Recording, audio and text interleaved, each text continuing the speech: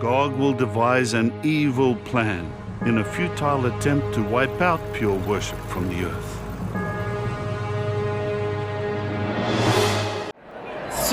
So nice to be here.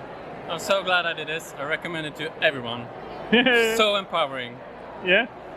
Just look at my sign. Best feeling.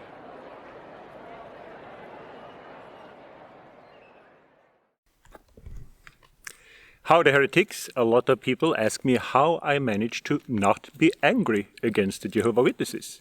Because I do have a lot of protests, and I'm an activist, but I'm really not angry. So, since you asked the story, me and my goats will tell you the story. Because when we leave the Jehovah Witnesses, we feel that there has been an injustice. And it was a great or several injustices to me. And that's unique to every person. Let's say you lost every Saturday in your childhood to the cult. Well, that would be, 7% of your life. Sounds about right. So that's an injustice, and you want to tell everyone. And the stories where you tell everyone about the injustice, you know the stories. Where you tell everyone, I grew up in a cult and blah, blah, blah, blah, blah, blah, blah. It feels really important to tell them, and people often want to listen.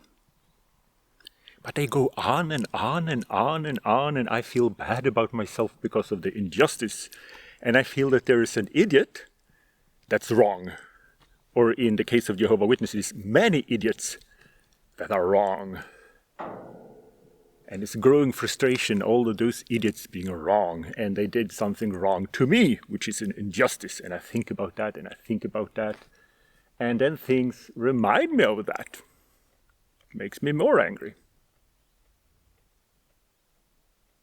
And as Jehovah Witnesses, we are brainwashed in many ways to believe that whatever happened in the past was bad, and whatever happened now is also bad. The only hope you can have is move in the direction of a pet panda. If you move in the direction of a pet panda, things will be less bad. And you always look at the Bible, it was bad. And now, it's bad. We have enemies, we're surrounded by worldly people.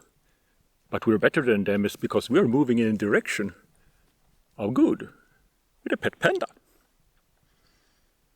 So actually my first kind of stupid approach, when I started leaving the cult and I was so frustrated, I was suicidal, was to get myself pet pandas. aka goats, because you can't own pet pandas in Norway. I was so frustrated and I felt so bad, I was so suicidal for years after leaving. So I thought I'd get myself a pet panda in the shadow. But the thing is, it's not really about pet pandas, is it? Because it was just an obsession for me in many ways. Like, I don't go to the meetings and I tell the elders I can't go because of my goats. The elders hated my goats. The elders really hated my goats and they wanted the goats to be shot. So that was actually, I used that as a reason not to commit suicide, because if I would have committed suicide, then the elders would have literally, I'm not joking, they would literally have helped my ex-wife to kill my goats. So I was happy with my pet panda, so to speak, because all the things that happened, but now I have a pet panda in the mind of a Jehovah Witness kid. As long as you have a pet panda, everything is okay. But then I realized that's wrong, because the feeling of injustice, the feeling of everything that went bad, the stories, me telling stories to people about, I grew up in a cult, they never ended. Maybe my pet panda isn't the solution to mental health. That's maybe too much to ask for a goat.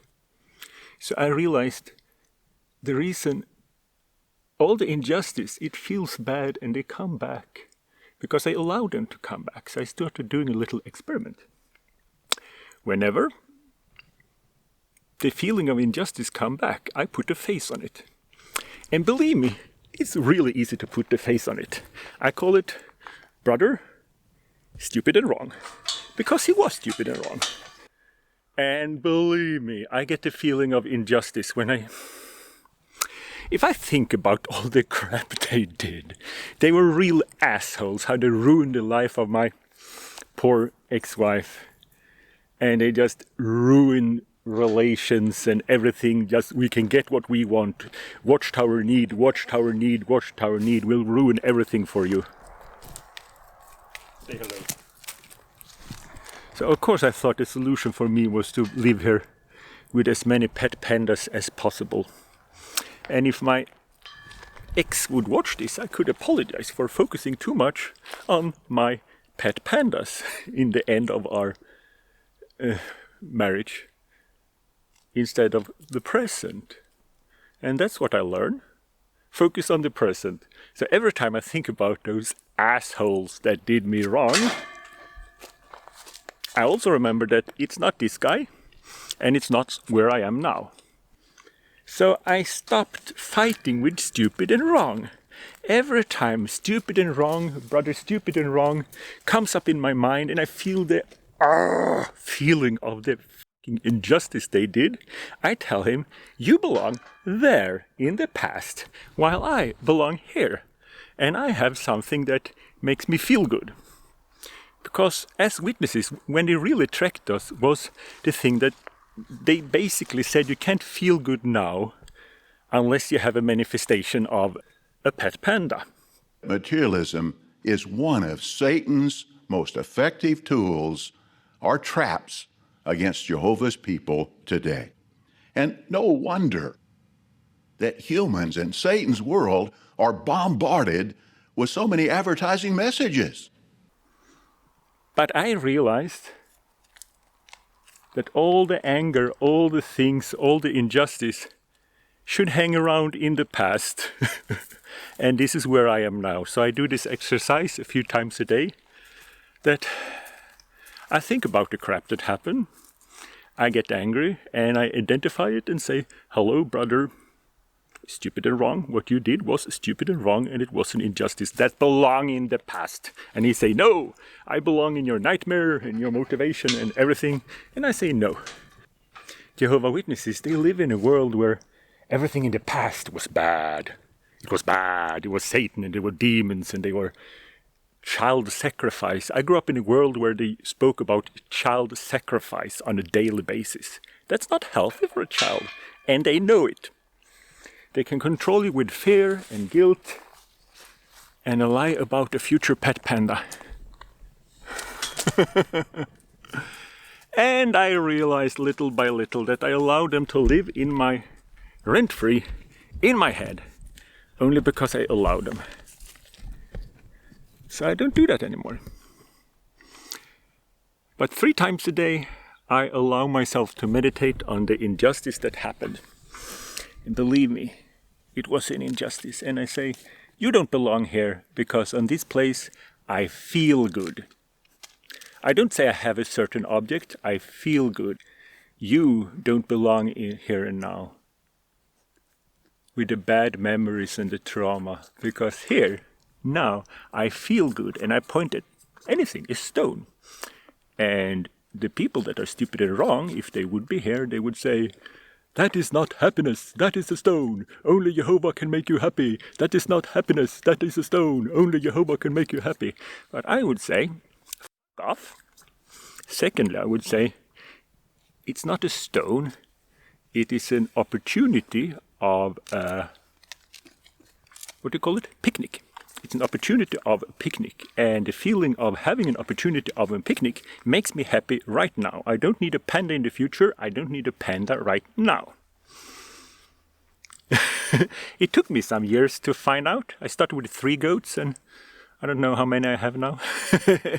Have to ask my poor wife. She's the nerd. So we want to fix. That's the other thing. When you have felt something unfair, you want to fix it. But you want to fix what is unfair. Basically, it's easy to start wasting all the energy to talk to stupid and wrong. The problem with trying to talk to stupid and wrong is that they are stupid and wrong. So I stopped doing that and thought, If they want to be Jehovah Witnesses, they should be. I should just be nice and provide them with the opportunity to do research, especially children. Children have the right to do research. If they then decide to be stupid and wrong, it's their choice. After all, they grew up with stupid and wrong, so they like it. I liked it too for a few years. So my activism is just talk to them. And when you come to the point that you actually love them and forgive them, and I'm not angry at stupid and wrong for being stupid and wrong. If stupid and wrong want to be stupid and wrong, whatever injustice that happened did happen in the past, and I'm happy now. Because I have feelings, like not objects anymore. And when you come to that point, that's when you start a YouTube channel called Goatlike Personality. Because I realize it doesn't really matter to wake people up and say, oh, Charles Taze Russell, he was a Freemason and he was wrong about 607. He was wrong about 607, but try to explain that to stupid and wrong. And then he would understand it and apologize to me for how they fucked up my life. That will never happen. So if I want stupid and wrong to wake up and apologize to me, well, then I'm wasting the rest of my life on something stupid. So what should I do? Maybe I should do more activism. So I do protest outside Jehovah Witness Convention. And the theme I thought is good is hashtag all religions must respect human rights. Because I can't change what happened. You know, what if I could put all the stupid and wrong people in jail for what they did that was wrong? Stupid and wrong people exist everywhere. So if you're... imagine there's a river and a guy throwing babies into the river. Of course, you would try to pick up the babies. But really, you should stop the guy from throwing babies into the river. It's a bigger problem. So that's why I decided to work for legislation, that they should change the legislation, because every country has a definition of religion that says religion get benefit this, benefit that, but they also need a description to say that what differentiates religion from hamburger chain. You know, McDonald's could call themselves Church of the Holy Cow and say we no longer pay our taxes. So there must be a description. What's a church and what's not a church? So I started with Norway, and we had a stupid paragraph in the law that says a religion must be righteous and goodness. Didn't make any sense. Now the legislation says that paragraph 6 basically say all religions must respect human rights. So Jehovah Witnesses lost some status, some gains. Maybe they will start respecting human rights. I'm an optimist. Since you know how Jehovah Witnesses think, I just decided instead of explaining to them why they're stupid or wrong, I'm just going to say something that makes them happy. Because I believe in the following. You should talk in a way that it's not threatening to weak-minded people. You say things like, human right to Jehovah Witnesses. Yeah, they don't feel threatened, so they wave to me. Those that have a strong mind, they come up to me and ask what I mean. So I'm standing there talking about human rights, hashtag all religions must respect human rights. And witnesses talk to us, they smile to us, because it's not threatening to weak-minded, but it's intriguing to intelligent people. So a lot of people come up and talk to me, and it's working. So we had a protest now in Malmö, Sweden, and one in Hillerød, Denmark. I was planning to have one now in Poland also. I speak a little Polish, but it's difficult to get a permit now, so I have to skip that one. But I would like to protest in London. We're planning that, and I'm thinking about the protest in... Calm down. Thinking about the protest in Washington, because it seems like they are coming up with some good ideas for having a good protest. So when we're protesting, I noticed that most people are just nice, except the elders. They feel something's wrong, something's dangerous about the message. All religion must respect human rights. So you see all the Jehovah Witnesses and all the children, they smile at me, to me. The elders are standing looking like this. And then you see some elders that are genuinely nice people. And they actually walk up to us and they don't see us as a threat. And I also know a guy from Bethel, Scandinavian Bethel. He's a genuinely good, nice guy. And when he walks by, he just say, hello. Because he doesn't feel threatened by a theme that is, all religion must respect human rights. Then we have worldly people, politicians, other religions. They also like the theme.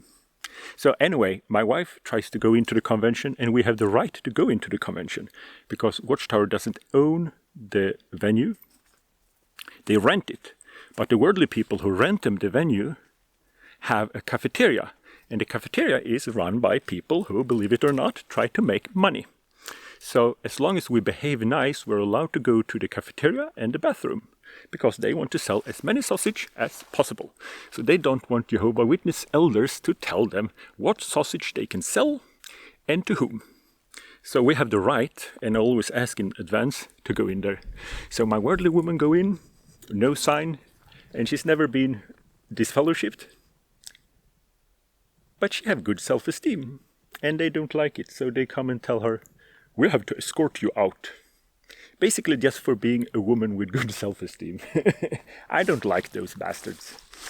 So, even if you take away the sign, they feel a threat from a person that never been an apostate, just for being a woman with good self-esteem. Huh? That's my wife.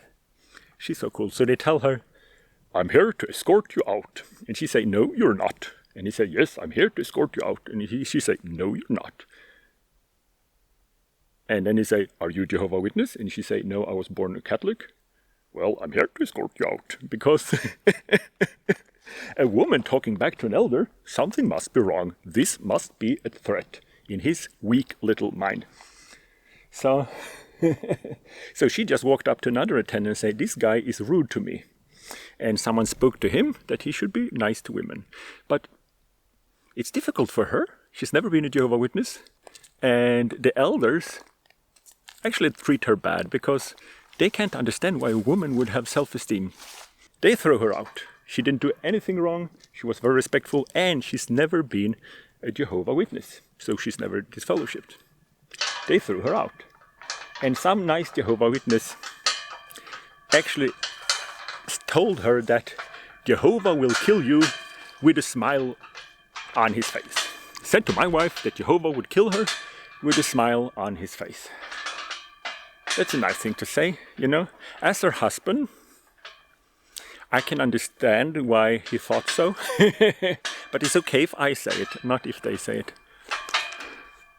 So, no, she's super cool and she go in, and the only reason why they throw her out is not because she's a Jehovah Witness, not because she misbehaved, not because she do anything wrong or disrespectful. They threw her out because she's a woman with an opinion and they feel threatened by that. So, but no one feels threatened by me. So what I did, I was the only apostate that's allowed to go into the convention. So what I did, I just walked into them and say, hello brother, I hope you enjoyed the program. So I am the main apostate here. I'm the guy who is in charge of this protest. So I'm an apostate, but it's okay for you to talk to me because I'm just here very respectfully because I want to go into the program. So I want you to accompany me to go in and we'll watch the program so you can make sure that I don't do anything wrong. And he followed me in. So me and the guy who walked in, I spoke to him and he was from Norway. Really nice guy. I know his father. We used to be pioneers together, so we spoke. I went into the convention.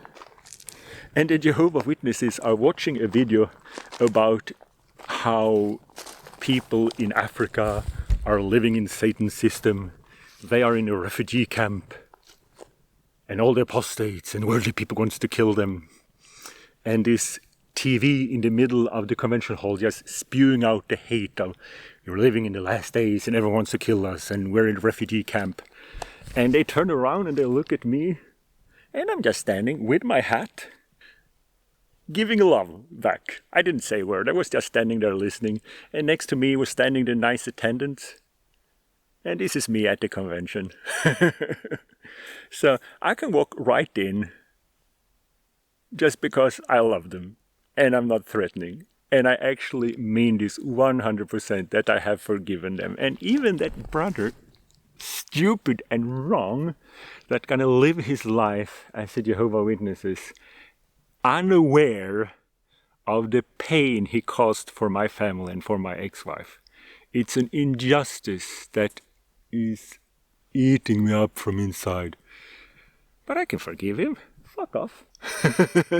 Because this is me now and I feel good. I'm not going to carry that injustice forever and ever. It gets easier to ask him to fuck off. No. Fuck off. You can't spend the rest of our lives arguing with stupid and wrong, trying to explain to them that they are stupid and wrong. Because they just say, well, I'm moving in the direction of pet pandas. Someone promised me, so who's to say that I'm stupid? Maybe you're stupid. I'm waiting for a pet panda in the future. So, well, maybe I am stupid and wrong, but at least I'm happy. And I think we can change the world to a better place for humans and goats. And when it comes to brother stupid and wrong, I really would like to punish him. I really would like to punish him because it would make me feel better. Yes, I am a little person and I came up with a perfect punishment that would make me feel happy of how he will suffer for the rest of his life. You want to hear it? I want him to feel the pain of being a Jehovah Witness for the rest of his life, because he deserved that. And when you realize that the best revenge to that piece of shit is that he can stay a Jehovah Witness for the rest of his life. When you realize that I'm getting my revenge every day, why would I allow the memories of the crap he created to ruin this beautiful evening? Huh? Look, this is my farm. It's my car. It's my friend. Huh? I'm happy. So, every time I feel anger and sadness, I just say, hashtag all religions must. All religions must respect human rights. That's the road forward. And that's what I want to do. I want to change legislation to protect children. I will not ruminate what happened to me. If I feel vindictive, and if I feel that I want to hurt someone, I don't hurt someone. I might chop some wood. But I just remind myself that this is where I am now, and I'm happy now. And the brother that's wrong, I'm not going to explain to him that he's stupid and wrong, because he is suffering enough. He's getting his punishment on a daily basis. So, I don't know if this video makes sense. Everyone asks me the same question, how can I love those people that ruin my life? That's the answer. I love them. Because what happened in the past, happened in the past. And this is my pet panda. So, see you in paradise. Hashtag all religions must.